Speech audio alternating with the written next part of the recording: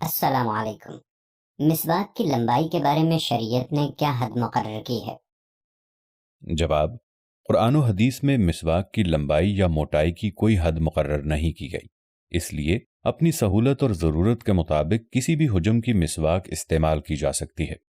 مسواک سے شریعت کا اصل مقصود منہ کی صفائی ہے، جیسا کہ حضرت عائشہ صدیقہ رضی اللہ تعالی عنہا بیان کرتی ہیں کہ رسول اللہ صلی اللہ علیہ وآلہ وسلم نے فرمایا کہ مسواک منہ کی صفائی کا سبب ہے، رب کریم کی خوشنودی کا باعث ہے۔ سنن نسائی السنن الکبریٰ کتاب الطہارہ۔